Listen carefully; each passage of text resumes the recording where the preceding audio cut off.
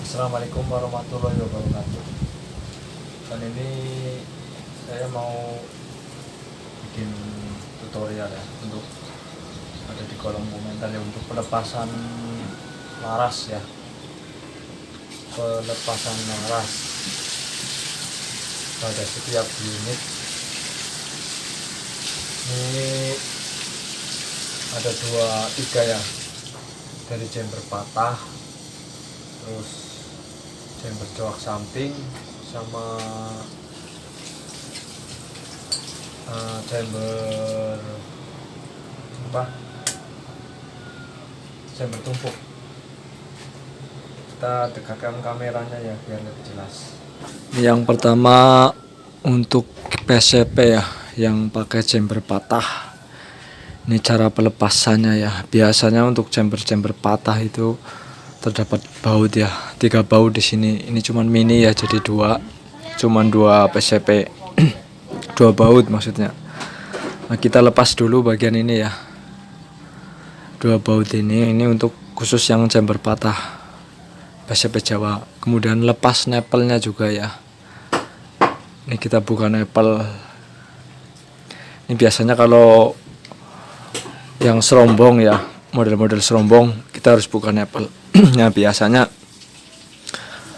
laras itu keluar sedikit ya, kita bisa cabut pakai tang atau apalah sebagainya ya. Dan biasanya juga kita menemui yang agak keras ya, terus di sini juga rata ya biasanya ya, jadi nggak bisa dicabut, kita pukul aja dari sini ya, nggak apa-apa dipukul, asal yang alat pemukulnya itu asal ikut sama ode larasnya ya. Kalau ode 9 kita totok pakai ode 9 biar nanti nggak rusak bagian loadingnya ya. Kita lepas grendel dulu. Oke, yang kedua itu dari chamber coak samping seperti ini ya.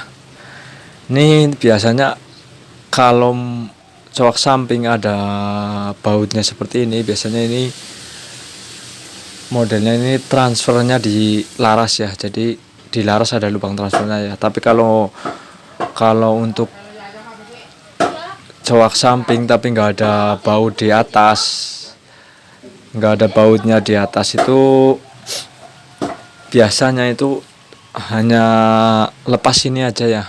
Biasanya penguncinya itu di bagian nepel ya. Saat nepel kita lepas, kita bisa tarik aja, itu udah kena ya. Tapi kalau ada bautnya di sini, kita harus lepas bautnya dulu. Nah, untuk cara pelepasannya, bila di sini laras laras ke dalam, masuk ke dalam rata serombong, mungkin kalau ditarik pakai tang itu mungkin nggak bisa ya. Jadi solusinya ya, kalau nggak kita totok dari sini, biasanya juga agak sulit, kita masukin mimis saja ya, beberapa mimis, 2 lah cukup. Kita pukul dari bagian belakang menggunakan as ya, jadi nanti tidak merusak laras juga ya kalau pakai mimis. Dan yang ketiga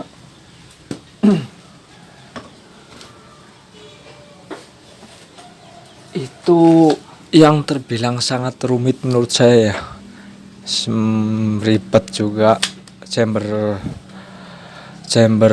tumpuk ya. Biasanya kalau mau lepas laras itu banyak yang harus dibuka ya, bagian grendel sini, bagian sini, terus bagian penarik hammer, terus baut sini ada 2 ya. Biasanya kalau sekelasnya tumpuk Pasupati biasanya di samping kanan kiri ya, baru kita bisa lepas laras.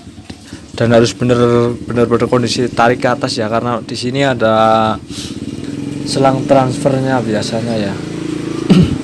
Jadi kalau ditarik seperti ini, nanti selang transfer bisa rusak.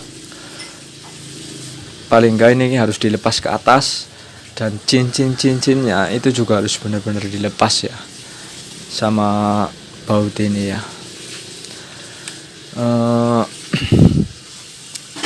Cukup sekian ya, berarti beberapa cara melepas laras untuk berbagai chamber, jenis chamber ya. Mudah-mudahan sedikit penjelasan dari saya itu bermanfaat. Memang secara teori memang kurang ya, saya lebih dominan ke praktek, jadi buat teori memang agak mungkin kurang, tapi ya mudah-mudahan bisa dimengerti untuk penjelasannya.